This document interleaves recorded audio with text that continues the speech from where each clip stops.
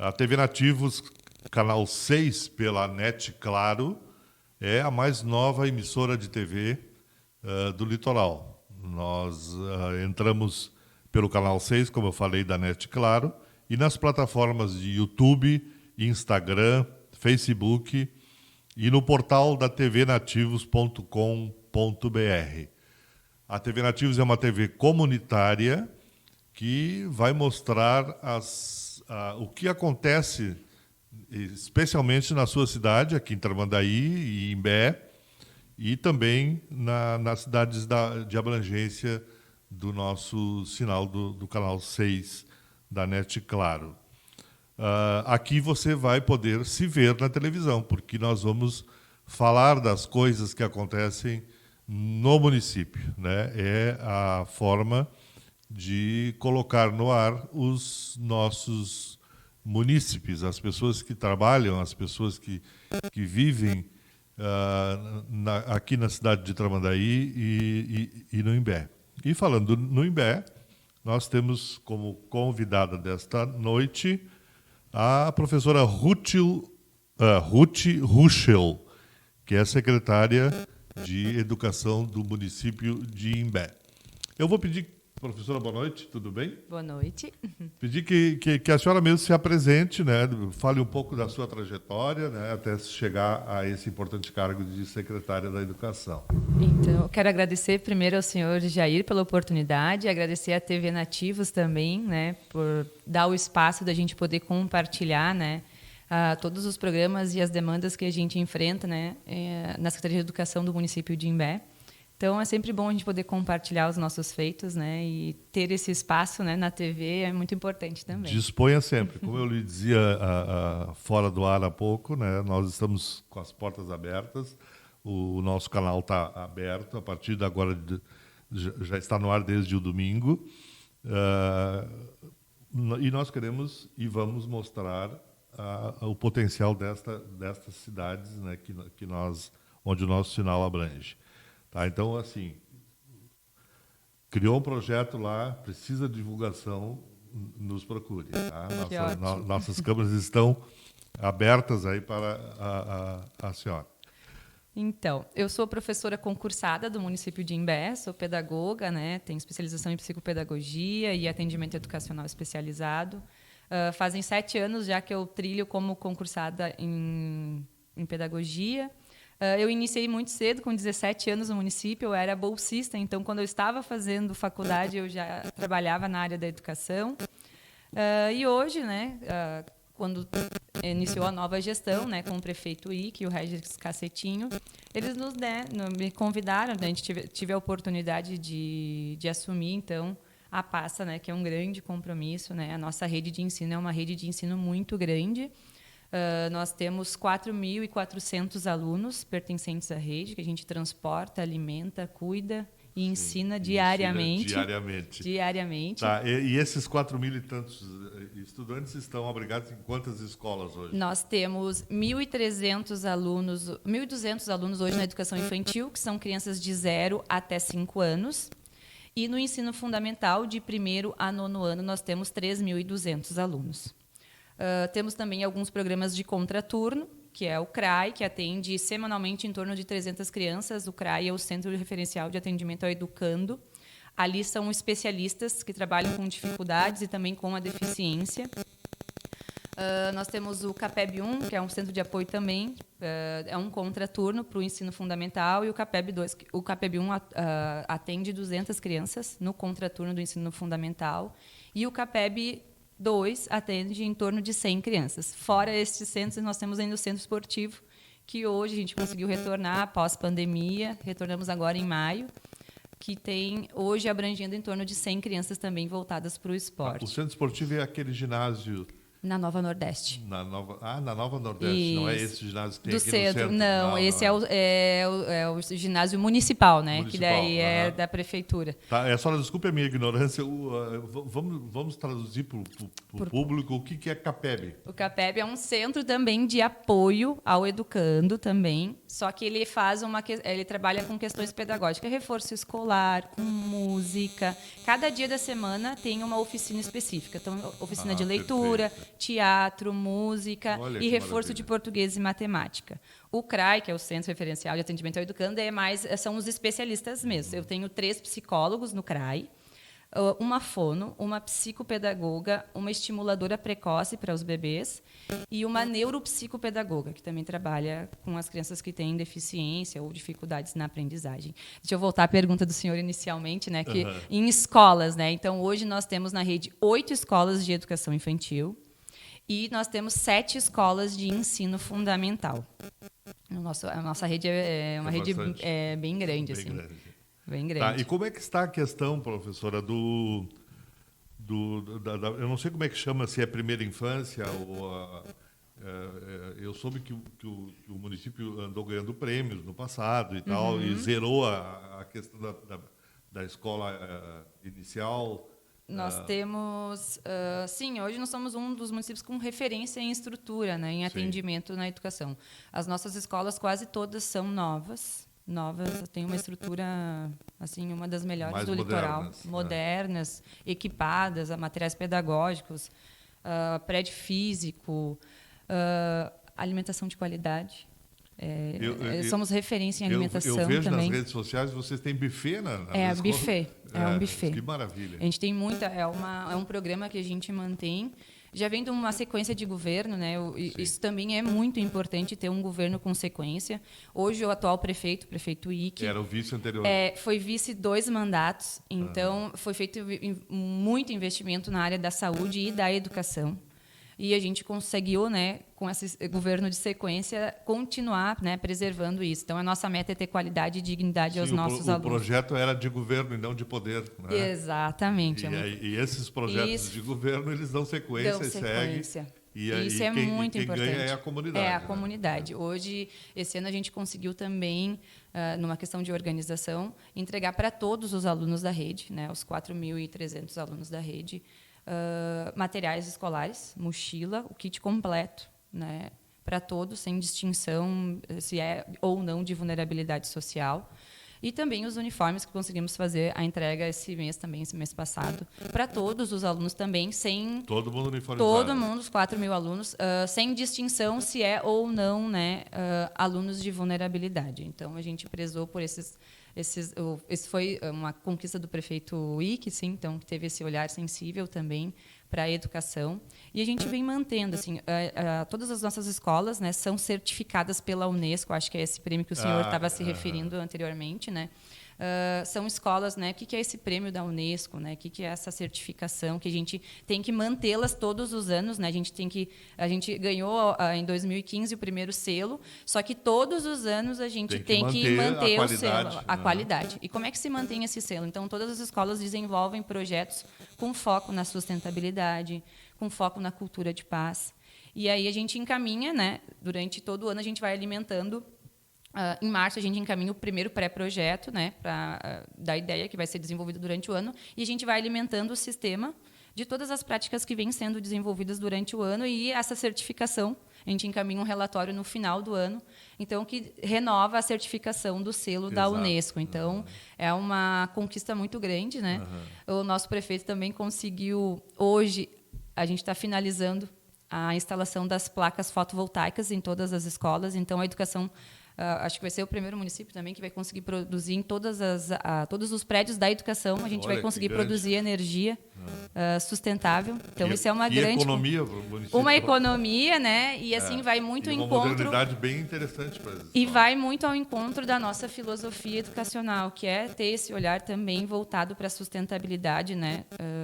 E como isso realmente se faz na prática, né? Às vezes a gente constrói um discurso e na hora de efetivar a prática a gente não consegue fazer. Então a gente tem assim um controle no desperdício dos alimentos, coisas que as crianças conseguem ver na prática, como é que eu posso ajudar o meio ambiente, né? Então, ter uma alimentação balanceada, não ter o desperdício, né? Manter o espaço em que eles ocupam limpos, né? Fazer parte dessa logística. Agora a produção de energia fotovoltaica também. Então, a gente está conseguindo evoluir significativamente para as crianças, né? E indo numa filosofia, não só aquela filosofia do papel, né? E sim uma filosofia concreta, de ações, né? E isso é importante. Então, a gente vai finalizar esse mês, finaliza a instalação, e eu acredito que o mês que vem a gente já consiga iniciar a produção de energia dos prédios da educação. Então, todos os prédios, todas as escolas? Todos. Não foi em todas, né? Porque eles fazem um cálculo, né? Sim, e aí uma manda para outra. Isso, sim. Então, assim, mas todas serão com todas serão com a energia fotovoltaica. Fotovoltaica. Muito interessante. Assim, foi um investimento muito significativo, né? É um investimento alto, até porque a gente tem 22 prédios, né, mantidos pela educação. Só que é um retorno que ele vai acontecer, né? Ela vai retornar, né? Então a gente está muito feliz com essa conquista, assim, na área sustentável também. Muito bom. A senhora falou em buffet nas escolas. Certamente, para ter todos os dias uma alimentação diferenciada, né? Vocês devem ter um grupo de nutricionistas que fazem aqueles cálculos nutricionais e decidem cardápios. Exatamente. É assim que funciona? Sim, nós temos o nosso grupo, nossa estrutura de nutrição, né? Que é com a nutricionista Andréia, né? E também com a Angelita. São as nossas cabeças, assim. Às vezes a gente entra em conflito, assim, porque existe um regramento muito específico, né, do governo federal em relação à alimentação, com diversas restrições, né? Às vezes a gente conflitua no sentido que, sim, eu entendo que tem esses regramentos, mas a gente também tem a nossa realidade local, né? Vou dar um exemplo prático, assim. Pelas normativas, a gente deveria ofertar bolos integrais. A gente até oferta, mas as crianças não consomem.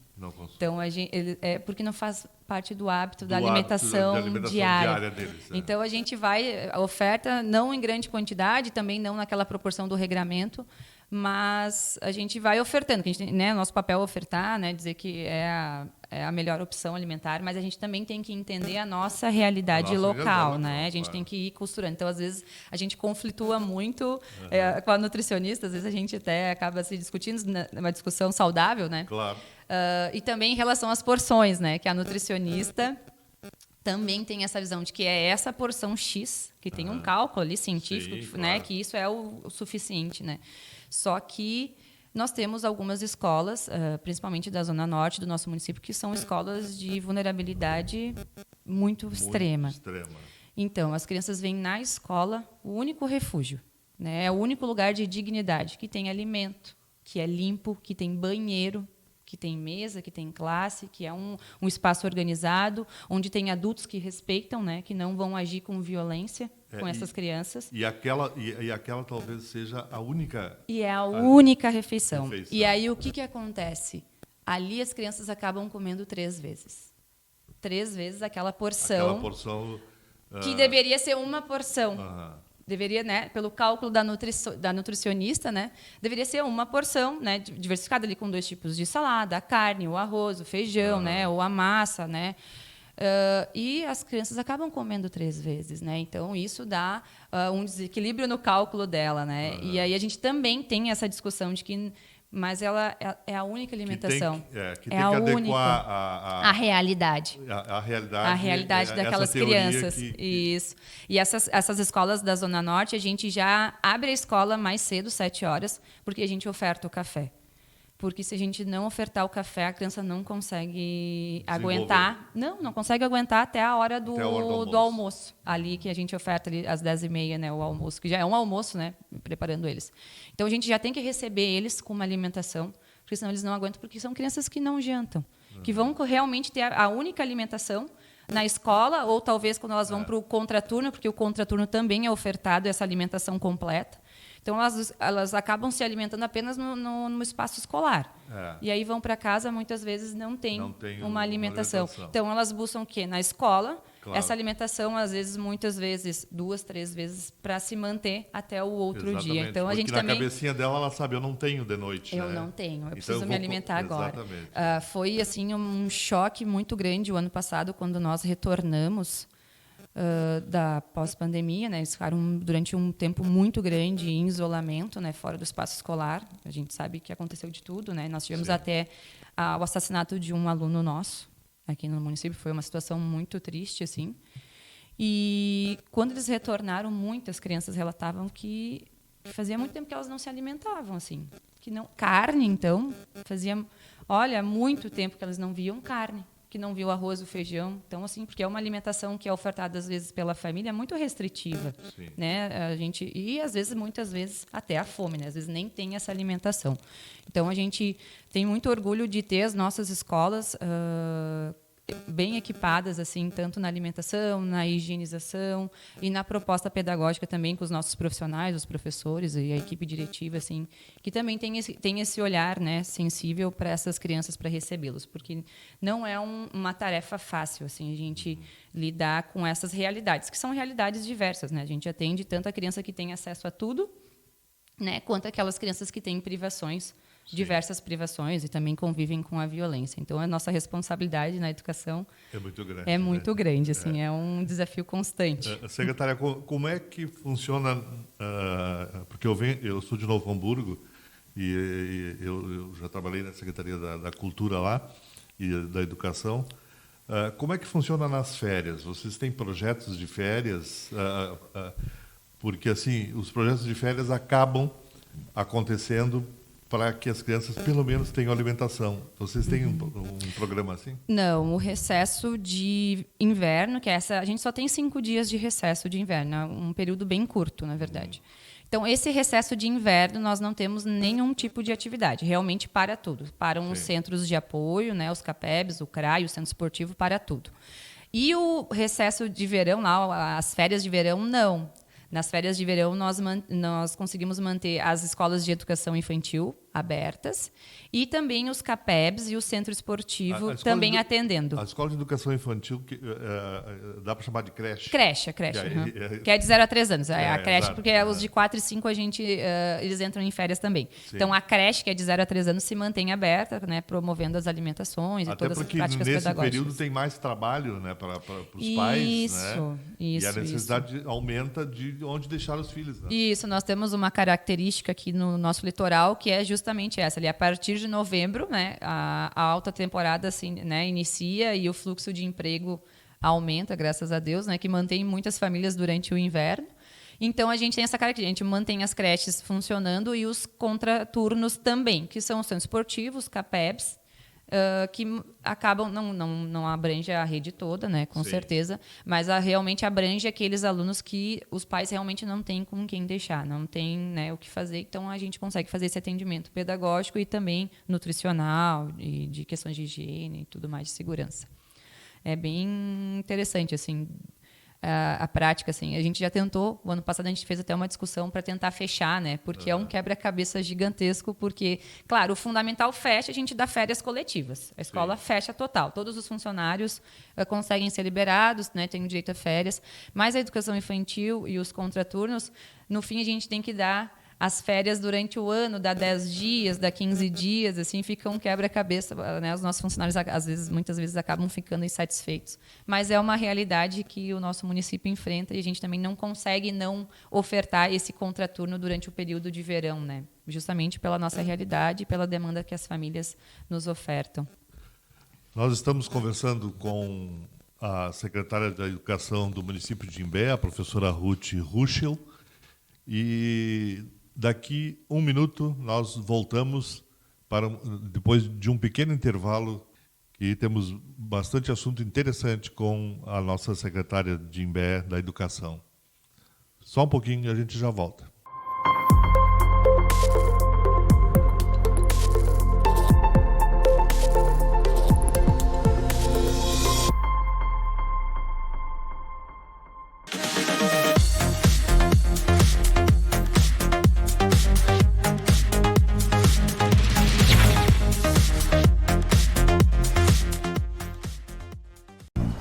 Eu sempre procurei dar bons exemplos para os meus filhos e netos. É por isso que, mesmo com mais de 70 anos de idade e não sendo mais obrigada a votar, eu continuo indo às urnas. Porque eu quero que a minha neta entenda a importância do voto. Quem vota com ou depois dos 70 anos de idade é mais que uma eleitora, um eleitor. É um exemplo de cidadania. Seja você o maior exemplo. A democracia agradece. Justiça Eleitoral. Há 90 anos pela democracia.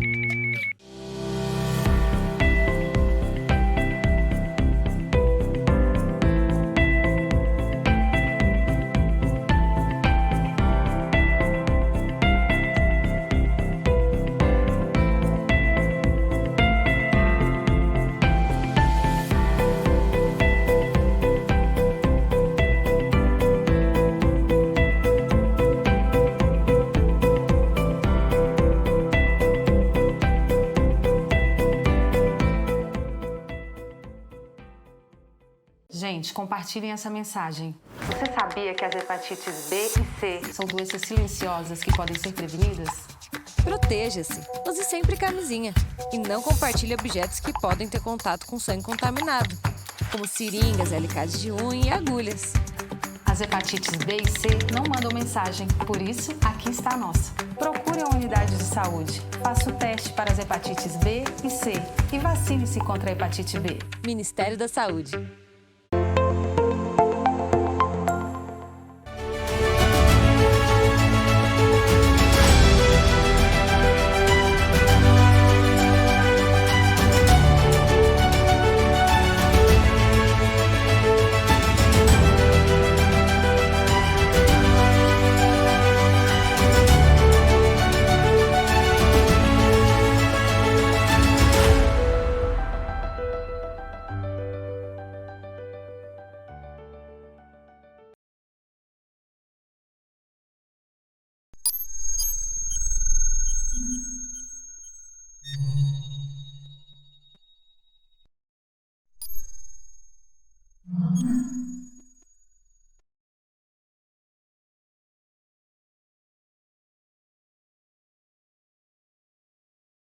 Estamos de volta com Saúde e Bem-Estar, hoje falando em educação infantil e educação para adolescentes, com a secretária Ruth Ruschel, secretária da Educação do município de Imbé, que já nos colocou no primeiro bloco informações muito importantes sobre o trabalho que vem sendo desenvolvido naquele município. Professora secretária Ruth, a gente viu agora nos últimos meses, e no ano passado também, cortes do governo federal muito significativos na área da educação. A gente ouve falar muito assim, que se os investimentos dos governos fossem priorizados em educação, nós teríamos um país melhor para viver. Esses cortes na educação em nível federal, assim, chegam a afetar o trabalho de vocês no município? Vocês recebem alguma verba federal e isso impactou ou não? Não, assim, a nossa arrecadação do Fundeb ela está até sendo muito significativa o ano passado e este ano, né? Na verdade, houve um parcelamento, a gente está recebendo uma parcela a mais de uns atrasados de alguns anos atrás, então isso está dando uma arrecadação bem significativa para a gente enquanto Fundeb, assim. E como a gente tem um número de alunos, é que assim, quanto mais alunos, mais o município acaba recebendo, né? Sim. O que, para nós, então, a gente tem uma arrecadação muito significativa, que é essa parte do Fundeb, e mais a arrecadação que vem da prefeitura, dos cofres da prefeitura, né, que é o MDE, que sai a gente chama do Livre, né? E como o nosso município está tendo uma arrecadação, né, o ano passado teve uma arrecadação muito significativa em relação à ITBI, ao pagamento de impostos, e este ano também, então a gente acaba recebendo um recurso maior ainda, né? Maior ainda. Então, a nossa realidade hoje em relação ao ano passado, né, que eu estou à frente da pasta, ano passado e este ano, então está sendo muito significativa, não está tendo esse impacto, né, que talvez em alguns municípios menores, né, eu agora estou me recordando, quando o prefeito hoje atual iniciou lá em 2013 como vice, a gente pegou uma prefeitura extremamente endividada, né, no CADIM, não recebia recursos, né? Então foi assim uma luta do prefeito atual e do nosso prefeito atual, né, e do anterior, em manter a cidade, limpar o nome da cidade para conseguir arrecadar esses recursos do governo federal. E muitas das escolas que a gente tem hoje foram conquistadas com recurso federal, porque nós não tínhamos uma arrecadação significativa. Escolares que hoje a gente consegue comprar com recurso próprio. Antes, lá no início, não se tinha esse recurso próprio. Então, se buscava no governo federal. Então, teve muitos investimentos lá no início, em 2013, que foram conquistas para a educação e que foram conquistados, né, diretamente com o governo federal. E que hoje a gente, devido a uma arrecadação significativa e devido à arrecadação do Fundeb também, que está sendo bem significativa, a gente consegue investir. Mas eu fico pensando, então, para nós, hoje não impacta, né? A gente consegue manter, fazer as nossas melhorias, né? Tem construção de escola, vai sair um CAPEB novo, está saindo um projeto de um novo centro esportivo. Então, a gente está criando diversos projetos que estão em andamento. Mas eu penso que, para quem é um município pequeno, que tem uma arrecadação baixa em relação ao MDE, que tem uma arrecadação baixa em relação ao Fundeb, e que realmente precisa de investimentos que busquem lá no governo federal, esses sim estão sofrendo muito. Porque o governo federal não está mandando mais nada. Assim, a gente conseguiu arrecadar anteriormente ônibus escolares novos, escolas novas, e são programas que estão congelados. Estão congelados hoje. Né, que o governo federal não está dando esse auxílio para esses municípios que precisam. Mas nós, enquanto Imbé ali, enquanto nosso município, a gente consegue hoje se gerir conforme o que a gente acaba arrecadando. Né? Isso é uma grande conquista também de uma administração de sequência, regrada, né, que soube gerir os seus recursos, fazer, né, ter atitudes que às vezes são atitudes que a população não gosta, que é aumentar IPTU, fazer investimentos. Então, assim, são atitudes que dá rejeição, né? E ainda bem que o nosso prefeito, né, na época vice, não tiveram medo de fazer, porque eles viram que era necessário. Se tu quer ter uma cidade limpa, iluminada, né, com uma boa qualidade, educação de qualidade, com atendimento na saúde, isso tem que sair de algum lugar. Não adianta congelar os impostos e ter uma cidade destruída. A população ela não chega a entender no primeiro momento que o aumento inicialmente de um IPTU, por exemplo, vai retornar para ela mesma, né? Em serviço. E em serviço, eu vou dizer uma coisa, a gente não pode usar o recurso do Fundeb para comprar alimentação. Porque vem um recurso específico, vem um recurso específico para alimentação, que é o PENAI. A gente recebe de PENAI, o ano passado a gente recebeu 400 mil. Só que esses 400 mil não dá para 4 mil, para tu manter a alimentação que hoje nós mantemos, né? A gente, claro, se tu fizer uma alimentação bem simplória, tu consegue manter. Com a famosa bolachinha Maria, né? Vai servir uma massa com sardinha, que era o que eu comia, um cremezinho, né? A minha escola era assim, quando eu era criança, né? Era uma alimentação simples, que provavelmente era simples porque eles usavam apenas o recurso do governo federal. Exatamente. Como nós criamos, um plano de governo, dar dignidade, dar acesso à alimentação de qualidade, o que o município faz? O ano passado, o nosso gasto em alimentação, nosso investimento, né? Eu nem gosto de falar gasto, nosso investimento em educação foi de 1,2 milhão. Só que o governo federal entrou só com 400 mil. O resto do investimento saiu todo da prefeitura, do Livre. Então, assim, foi uma rua a menos. Por que não fizeram a minha rua? Bom, porque o prefeito priorizou, vamos dar alimentação de qualidade. Então, para a gente ter esses investimentos significativos, sai de algum lugar, né? E às vezes a população não tem que mexer com o orçamento para lá. Isso, o orçamento e vai realocando. Eu queria falar um pouquinho, não sei se o senhor me permite, assim, dos programas que a gente está fazendo. A próxima pergunta. Então tá ótimo. Eu ia lhe perguntar quais são os projetos para o segundo semestre. Nós, quando a gente retornou presencial o ano passado, né, a gente já sabia que ia ter lacunas extremas na aprendizagem. E essas lacunas, elas não vão ser sanadas. Isso eu sempre digo para as diretoras, para a equipe diretiva e para os professores. A gente tem que ter essa clareza, porque a gente tem que passar essa clareza para essas famílias. A gente não vai conseguir sanar 2 anos de defasagem em 1 ano. Isso vai ser um processo a longo. A gente vai ter que investir durante muitos anos para sanar esses alunos, né, que passaram por isso. Mesmo que eles tenham estudado, que eles fizeram as atividades, é completamente diferente tu estar diariamente dentro de um espaço escolar, né, com um profissional da educação qualificado para ensinar, e simplesmente ficou 2 anos afastado de tudo, né? Então, quando a gente retornou o ano passado, o híbrido, né, nem era o presencial, era sistema híbrido ali, que também a gente teve essa transição, a gente encontrou lacunas assim meu Deus, gritantes, né? A gente já tinha um quadro, né? O Brasil já tem um quadro da educação em relação à qualidade da educação já defasado, né? Então, Sim. com essa pandemia de 2 anos, esse afastamento das crianças, só agravou um quadro que já tinha. Então, a gente identificou assim crianças que não leem, não escrevem e que foram, né? Então, assim, a gente ia iniciar esse ano, né? Crianças do 6º ano, que pararam de estudar lá no 4º ano. Estavam sem ler e sem escrever. A gente precisa ter ações muito específicas para esses alunos, né, em relação à alfabetização e em relação às 4 operações. Né? E a gente conseguiu, então, desenvolver um primeiro projeto que iniciou em março, que é as oficinas de alfabetização e das 4 operações, que são para alunos apenas de 4º, 5º e 6º ano, então é um intensivo. Além das 4 horas regulares que eles têm, Sim. então eles vêm no contraturno na própria escola fazer esse intensivo focado na alfabetização deles, porque eles têm, né, ficaram com lacunas severas ali, e em relação às 4 E o operações índice de também. participação nesse contraturno Total. Total. Esses a gente estava até com medo deles não irem, né, estarem desestimulados, assim. Mas a família muito presente, né? Isso também é o que faz a diferença. Não tem. O aluno que não tem a família junto, a gente é muito nítido. É aquele aluno que tem a família e aquele que não tem o apoio da família, né? Essa proposta do projeto das oficinas de alfabetização, então a gente tem 100%. Todos que eles foram encaminhados pelos professores, né?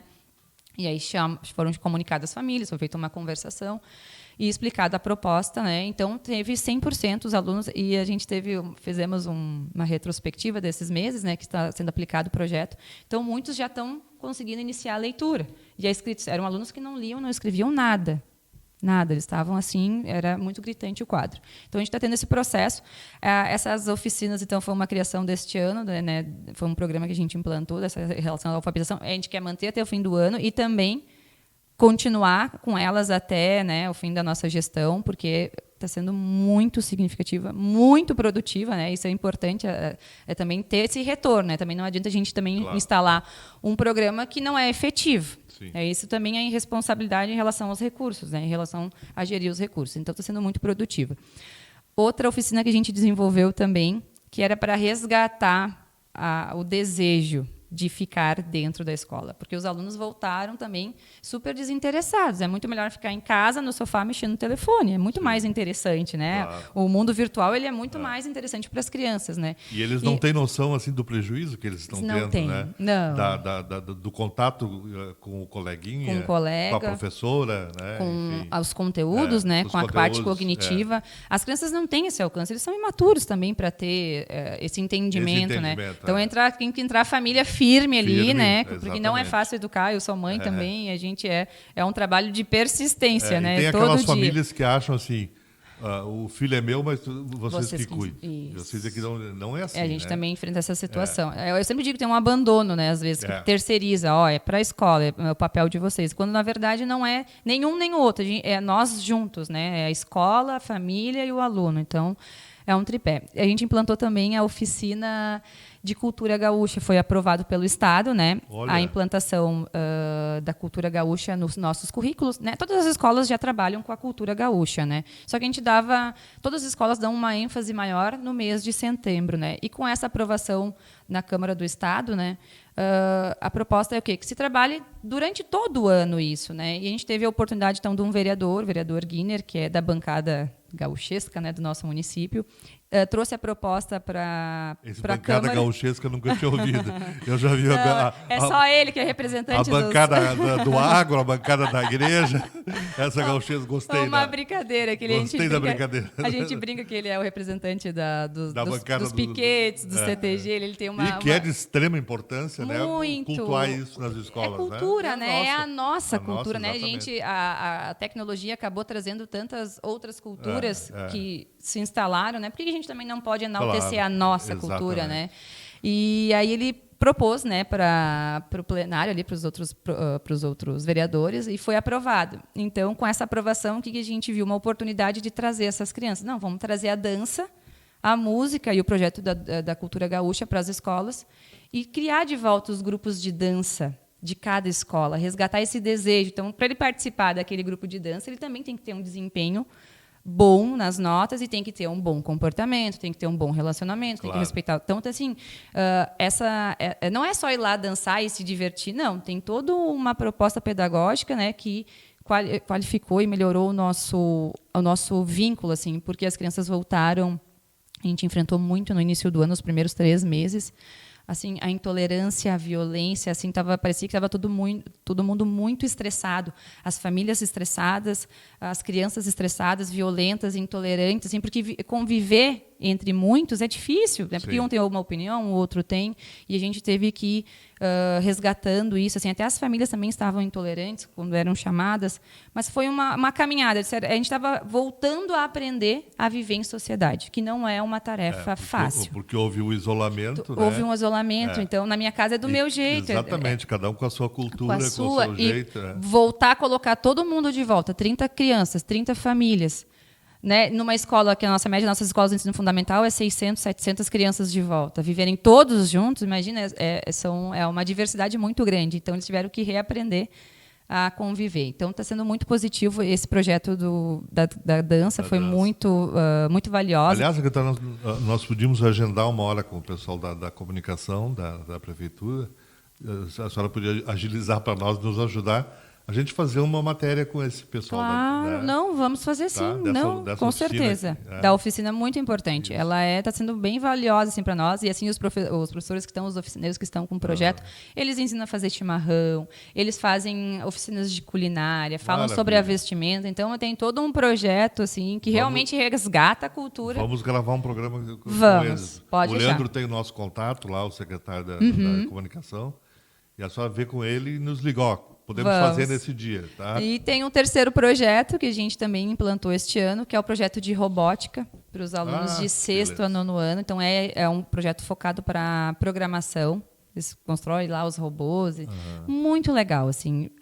E, assim, 100% de frequência também, nesse contraturno. É claro, é um grupo mais seleto. A gente conseguiu reunir apenas 80 crianças. A gente abriu 120 vagas inicialmente, né? A gente viu, vamos ver como é que vai ser.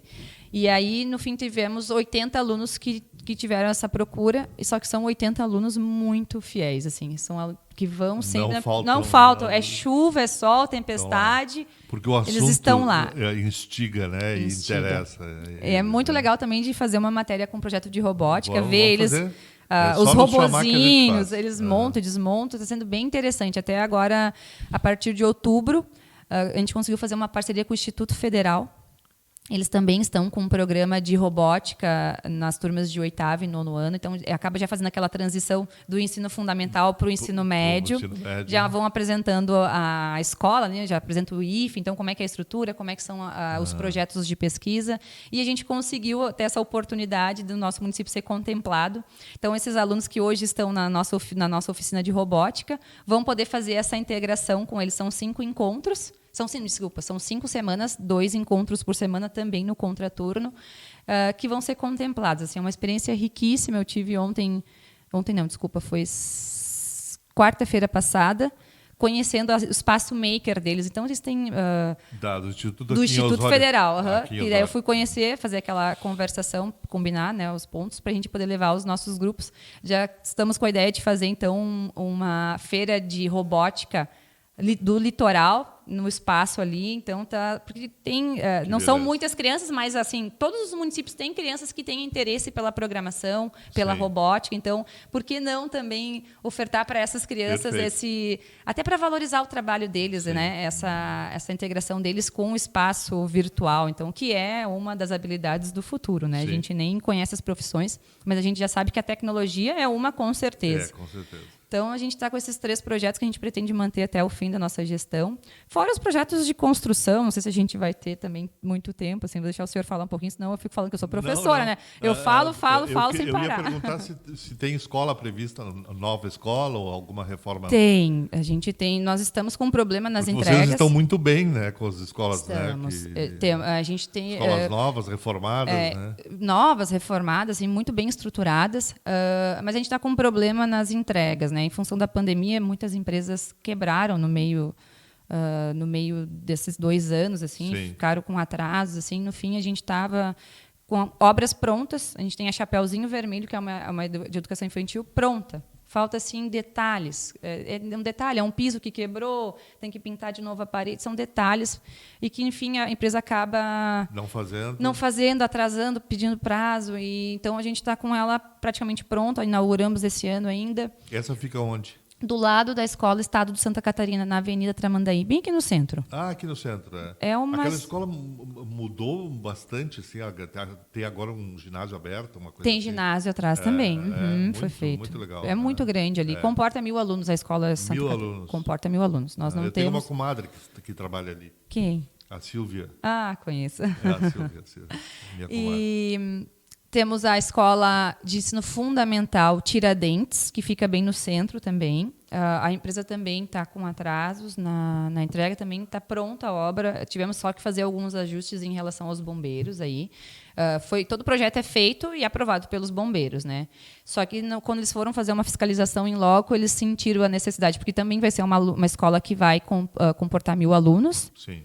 Eles sentiram necessidade de fazer uma readaptação. Então, eles pediram para abrir mais uma escada de emergência, que é uma escola de 2 pisos, com mais uma saída de emergência. Então, tudo isso tiveram que quebrar a parede, reestruturar as salas, fazer todo um caminho de saída de fuga. É o tal do PPCI, né? Do PPCI. A gente estava aprovado o PPCI, mas no fim, na vistoria em loco, eles sentiram necessidade. Por prevenção, né? Claro, prevenção. Então, depois da tragédia da eles ficaram muito rígidos. Muito rígidos. E né? cuidadosos, né? E com certeza. E que está certo. Razão, tem que tá fazer, certo. Né? E então isso acabou também atrasando a entrega da obra, uma obra também que é para ser inaugurada este ano. Está pronta. Assim, tu olha, tu vai lá visitar, está pronta. Assim. 3 minutos estão me dando lá. 3 minutos, vai ficar assunto para a próxima. Então, e teve 2 escolas que a gente acabou tirando a empresa este ano, porque eles pediram prazo e não estavam mostrando serviço. Então, a gente cancelou o contrato e vai licitar novamente. Agora, os engenheiros estão refazendo o projeto do que falta, né? E licita outra vez. E licita de outra vez. Aí licita, vai mais 2 meses, até a demorado. obra demorado. Que é a Escola da Presidente, que é umas 12 salas, não tem nome ainda, que está nessa função, então vai ser licitada de novo. E a Escola Olavo Bilac, que é bem na Zona Norte, lá no bairro Albatroz, também vai ser licitada de novo. Mas, para o futuro, a gente tem, sim, ampliações de um CAPEB novo na Albatroz, a construção então já os projetos em fase de orçamento. A construção do CAPEB novo, a construção de mais um centro esportivo também na Albatroz, a construção nova da Vojovino, que também vai ser na Santa Terezinha Norte, também está em fase de projeto essa. E a gente vai refazer a Escola Jardelino, que está em fase de orçamento, que é aqui no centro, perto da praia. Que ela é bem pequenininha, a gente vai aumentar ela vai ficar bem grandiosa. Então, é como botar no chão e refazer ela nova. Então, tem muitos projetos ainda para a gente consolidar. Fico feliz, né, pelo trabalho que está acontecendo aqui no INBE. Uma pergunta assim, que eu acho que não tem a ver com a senhora, com a sua pasta, mas assim, por que a cultura não está com a educação e está com o turismo? Porque eu acabo... É um projeto político ou é... Não, é bem em questão orçamentária. Orçamentário. Isso. Quando a cultura pertence à educação, eu tenho diversas restrições lá na execução dos recursos. Dos recursos orçamentários. Então, a gente resolveu separar. Então, já que tem muita restrição, eu vou ter muita restrição, eu prefiro separar, vai para a cultura, fica só com o livre, e a gente fica só com a pasta da educação. Porque se cria muito... E é muito fácil tu acabar cometendo um erro na questão orçamentária por causa da cultura. Então, foi só uma questão de orçamento. Criar uma secretaria. Ou criar uma secretaria de Porque cultura, ter um orçamento próprio. A cultura já merece no INBE né, ter uma secretaria, né? de cultura. E a gente não deixa de fazer, né? Eu digo assim, a gente faz muita coisa de cultura nas escolas. Teatro, a gente já trouxe 2 teatros, eventos musicais culturais. Então, a gente acaba fornecendo shows de circo. A gente já fez 2 shows de circo nas escolas, agora para uma programação bem especial. Teatro cantante. A gente viu agora em Porto Alegre, a gente está em busca de um orçamento, está tendo agora nas férias, orquestra de brinquedos. A gente quer trazer a orquestra de brinquedos para cá também. Então, a gente acaba a educação promovendo muita cultura. Mas, em função, se eu colocasse a cultura ali, parece que eu estou pegando o dinheiro do Fundeb e botando na cultura. É muito, é até irônico isso. Porque, na verdade, eu não deixo de fazer cultura. Eu estou investindo em teatro, circo, isso tudo, em música. Isso tudo da cultura, se a gente for ver. Legalmente, na distribuição de verbas, acaba atrapalhando, e aí eu posso sofrer um apontamento do Tribunal de Contas. Então, só por segurança orçamentária mesmo, a gente acabou separando. Porque em Imbé eu sempre falo isso. Eu sou um município do tamanho de Imbé, que é um município considerado pequeno, que tem uma orquestra maravilhosa. Né? Eu sou fã da orquestra, o meu afilhado, o filho da Silvia e do Gerson, estão lá. Começou a gente está com lá. uma transição também com a orquestra. E o menino começou a tocar lá e hoje é artista. Já trabalhou 7 anos no Beto Carreiro. Isso. E começou na escola de música da Prefeitura de Imbé. A escola de música ficou também como nós. Até não falei muito nela porque a gente está esperando a migração. O que a gente vai fazer? Ela está sem prédio hoje, né? A gente não tá, porque ela é uma escola grande, tem 200 alunos matriculados e ela está assim, nem está funcionando, está atendendo poucos alunos, está conseguindo atender 30 alunos, porque hoje ela está no Castelinho, né? Mas qual é a nossa ideia? Migrar a Chapeuzinho, os alunos da Chapeuzinho antiga para Chapeuzinho nova. E aí esse prédio antigo a gente vai fazer uma reforma e instalar a escola de música ali. Maravilha. Um mini auditório, assim, para 500 pessoas. Também para ter. Então a gente mini também. Para 500? A gente fala, eu ia falar teatro grandioso, né? Não, mas para 500 vai ser um auditório, não é um mini. Então, um auditório para 500 pessoas, assim, com palco, com tudo, com a escola de música estruturada também. Muito bom. Secretária Ruth, muito obrigado pela entrevista. Tá? Como eu disse no início, disponha da gente. Os projetos que já estão sendo, nos avise, a gente quer publicizar isso. E apoiar vocês também. Eu que agradeço. Muito obrigado pela oportunidade. Também, muito obrigado. Obrigado à nossa audiência, aos nossos telespectadores. E continuem assistindo a nossa programação. Nós voltamos na próxima semana.